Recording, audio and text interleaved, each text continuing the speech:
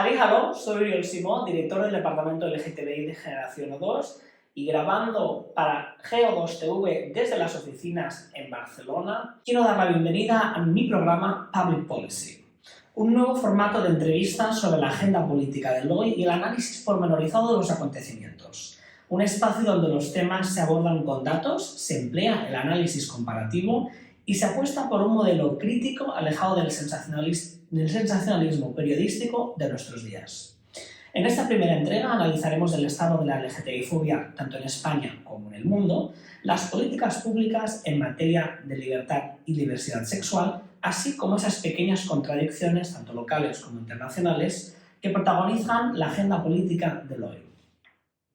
Para ello contamos hoy con una invitada de lujo, Mercè Duch García.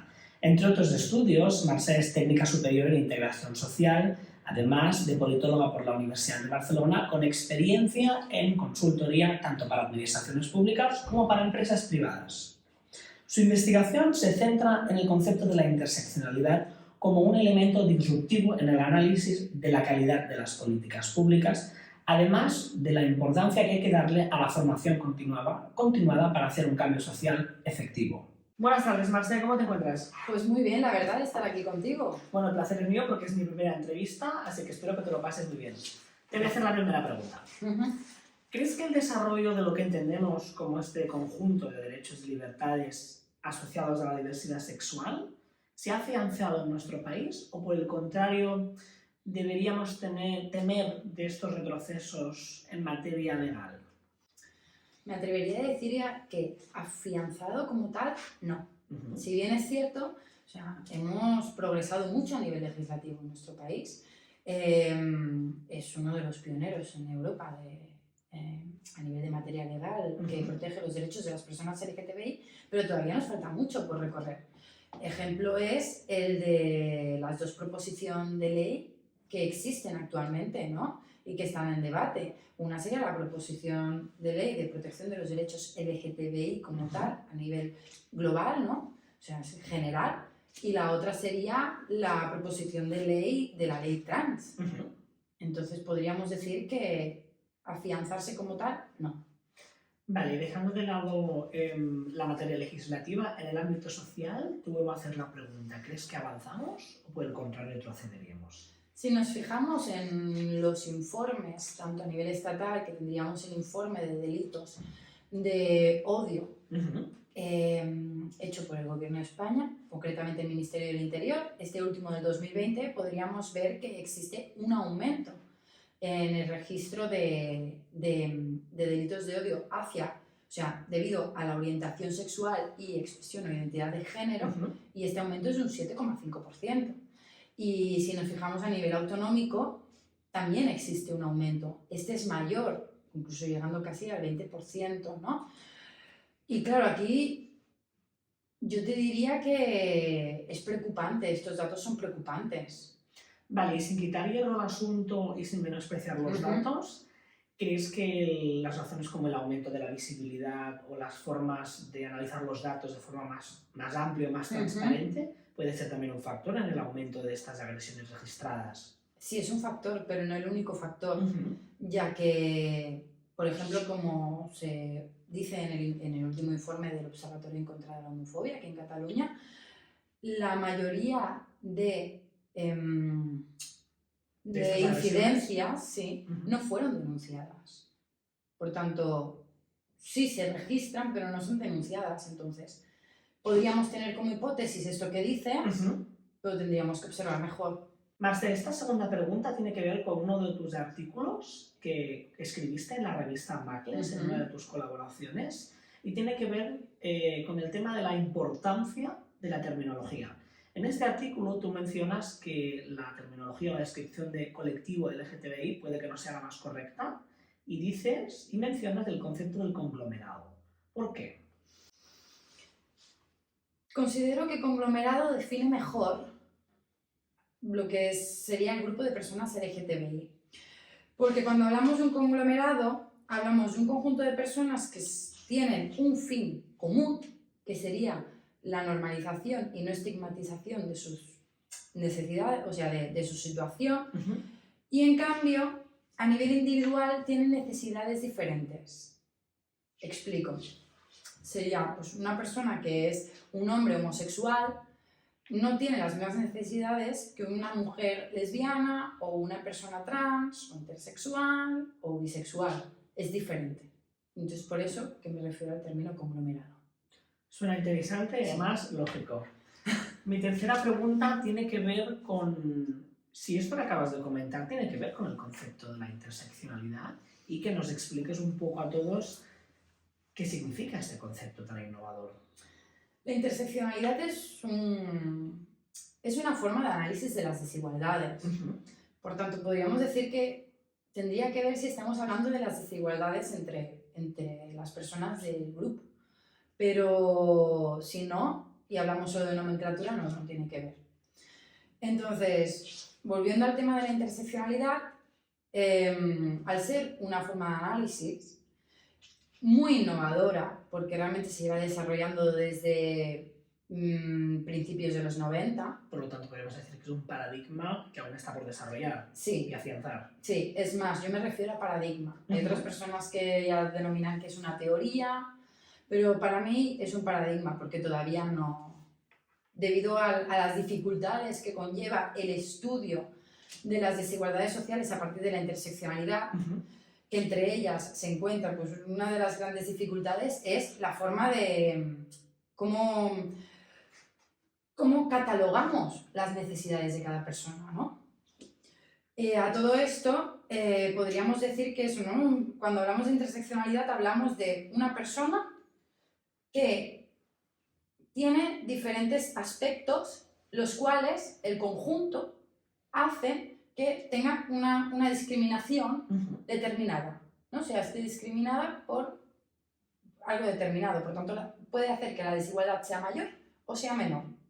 A eso nos referimos cuando hablamos de interseccionalidad, así resumiéndote brevemente. Vamos avanzando en la entrevista. La pregunta 4 tiene que ver, volvemos a España, con si crees que las administraciones públicas son un obstáculo o una oportunidad para el desarrollo de las libertades y la diversidad sexual.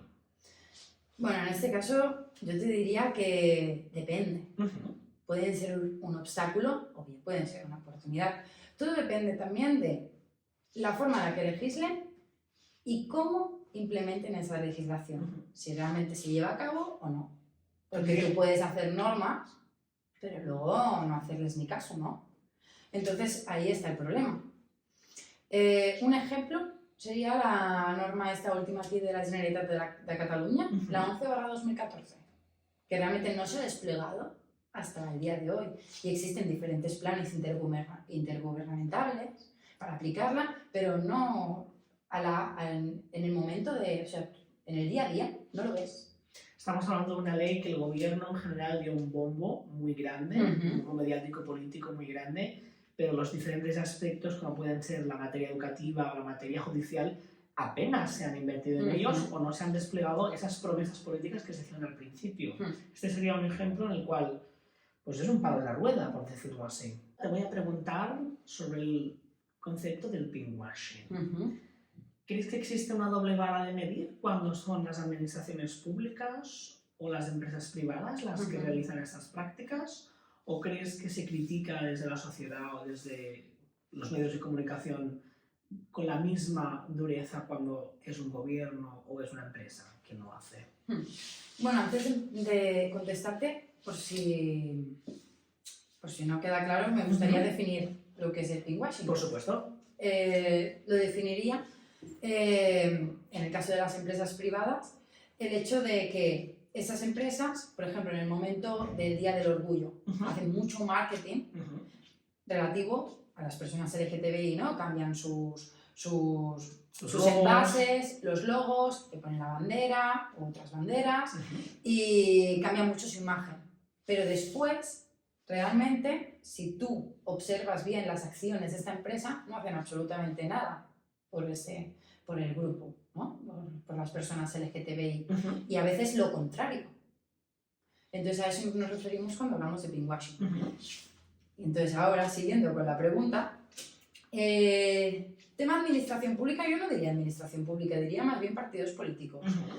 Y en segundo lugar, sí, podríamos decir que sí, que las empresas están más en el punto de mira. Ujú. Porque ya si una empresa realiza pinkwashing, ya está. Es que esta empresa realiza pinkwashing, ya sabemos el nombre, la tenemos más en el punto de mira. El proceso Y de en cambio, serialización, ¿no?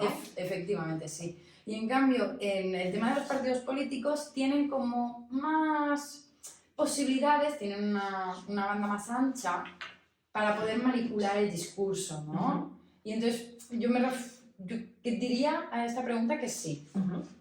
¿Crees entonces una pequeña apreciación que falta un control más férreo sobre los partidos políticos? ¿Habría que reclamar más, que lo que prometen se cumple? Sí, pero esto debería de ser por parte de la sociedad. Ujú, claro. Algo que, debido en parte a la cultura política existente, pues no se hace. Porque no estamos pendientes muchas veces, ¿no? Y además, como hay tanta desafección política, Ujú, esto hace que no le tomemos atención. claro. Y entonces es un grave problema. Entonces no les reclamamos lo que realmente deberíamos de reclamarles. Avanzando en la entrevista, te voy a preguntar sobre el feminismo. ¿Tú crees que algunas de las últimas corrientes del feminismo en estos últimos años se han desarrollado o se han empoderado de alguna forma en base a no aceptar los reclamos de la comunidad trans? Sí, sí, pues teniendo en cuenta que el feminismo no es una sola corriente, sino que está formado por varias corrientes. Sí, efectivamente, yo no diría de los últimos años, sino que esto ya lleva un recorrido. Ya empezó en los años 80, 70, 80, por tanto, en el momento en el que las mujeres trans querían defender sus derechos conjuntamente con las mujeres feministas, pues fue en el momento en el que un grupo determinado dijo, no, tú no eres una mujer, tú eres un hombre, porque tú has nacido hombre. Y fue en el momento en que le rechazaron. Entonces, desde mi punto de vista es un error, porque considero que feminismo, si realmente queremos conseguir la igualdad entre hombres y mujeres, es algo que es un trabajo en conjunto y que realmente la división lo único que hace y que va a hacer va a ser dividir y va a hacer que se ralentice todo. Claro. Pero bueno, tienen todo el derecho a opinar y a pensar en esto, ¿no? Vale.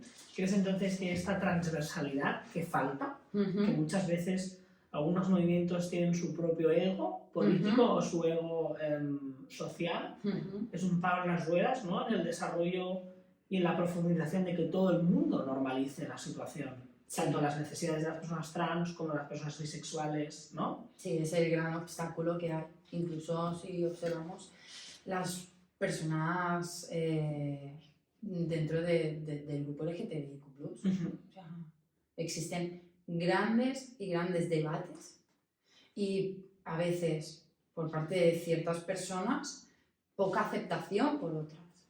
Entonces, esto es algo que quieras o no es inherente del ser humano, porque siempre hemos hecho lo mismo, ¿no? Rivalizarnos entre nosotros. Y es algo que si realmente queremos conseguir un resultado, deberíamos dejar a un lado esta rivalidad y unirnos por el objetivo en común que tenemos. Sin duda es un tema que seguirá dando que hablar en los próximos años, porque me parece que vaya a solucionarse muy pronto. Te voy a preguntar por algo que controlas bastante, que son los planes de igualdad. Mi pregunta es la siguiente. ¿Crees que falla algo en estos planes, especialmente en los de diversidad? Bueno, primero de todo, planes de diversidad no hay. O sea, no están regulados a nivel legal. A verlos sí que los hay, ¿no? Y hay ciertas empresas que los tienen, pero es por voluntad propia. Claro. A diferencia de los planes de igualdad, que es algo que está regulado por norma y es una obligatoriedad. Entonces, ¿cuál es el error? El primer error sería este, ¿no? No regular los planes de diversidad. Y en segundo lugar, es la poca conciencia que existe. Porque por mucho que tú hagas una norma, que obligues a las empresas a que tengan sus planes de igualdad, muchas de ellas, al sentirse obligadas a hacerlo y al no estar concienciadas, van a hacer cumplir la norma, encima se lo van a tomar como una carga más. Van a decir, ostras, es que encima ahora el Estado me pide esto. Ya tengo suficientes problemas y encima tengo esto.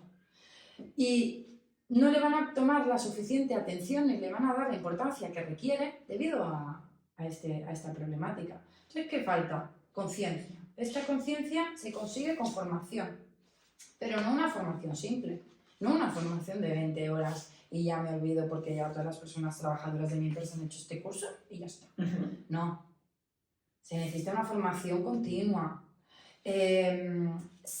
hacer simbolismo por parte de la empresa, dar ejemplo por parte de los equipos directivos, efectivamente. O sea, es mucho más que un plan de igualdad. ¿Crees que entonces el sistema debería ser planteado más en la dirección de los incentivos, ¿no? Ayudar que la carga de trabajo sea menor o que los beneficios en el largo plazo de que los trabajadores, por ejemplo, se sientan incluidos, se sientan felices y puedan desarrollar sus proyectos de vida o su sexualidad en libertad en una empresa, podría ser una mejor herramienta para aplicar unos planes de diversidad, además de legislarlos?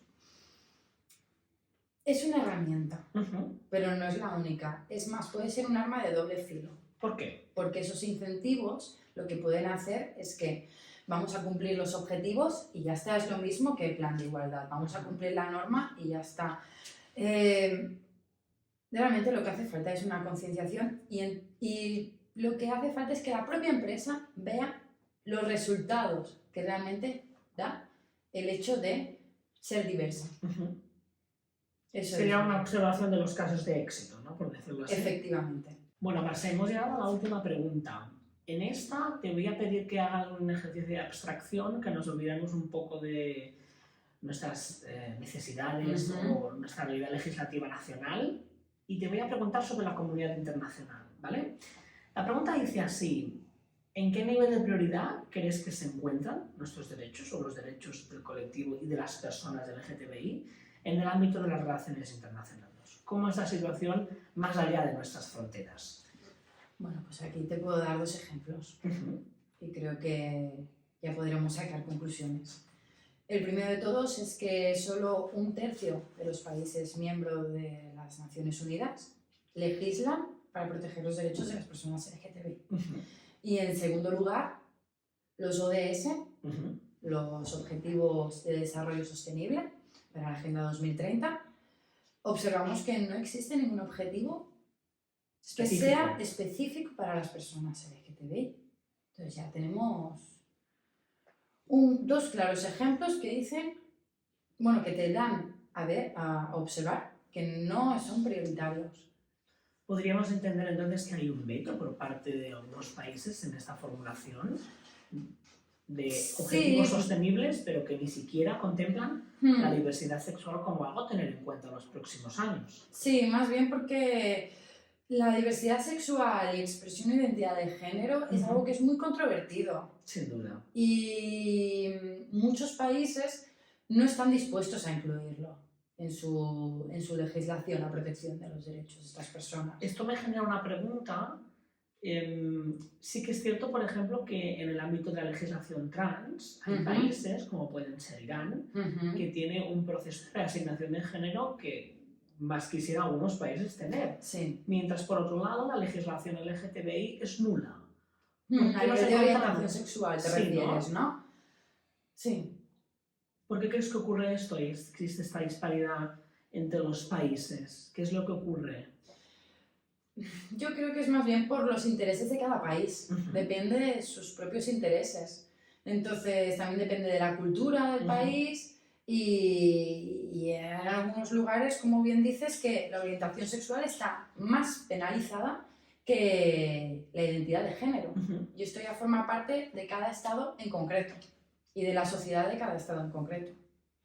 Bueno, Marcia, ha sido un placer tenerte aquí conmigo en mi primer programa. Te doy las gracias por la respuesta a todas las preguntas y espero que nos veamos pronto. Sí, yo también lo espero. Muchas gracias a ti. Muchas gracias, Marcia. Hemos llegado al final de esta primera entrega del programa Public Policy y me gustaría hacer una reflexión final. En primer lugar, destacar que seguimos divididos dentro del colectivo o conglomerado LGTBI. En segundo lugar, que tenemos muchísimo trabajo por delante aún y parece ser, como nos ha indicado de alguna forma nuestra experta, que en algunas materias o incluso en algunos países podemos decir que avanzamos, mientras en otras materias estamos más divididos, como he dicho antes, por lo tanto estamos retrocediendo. Y precisamente porque aún retrocedemos, Debemos recordar, como decía nuestra compañera Mercè, la importancia de la formación. Una formación que tiene que ser continuada, que tiene que ser actualizada y que tiene que estar siempre focalizada en su función de crear conciencia. Algo que es lo que nos va a hacer transformar como sociedad. Muchas gracias.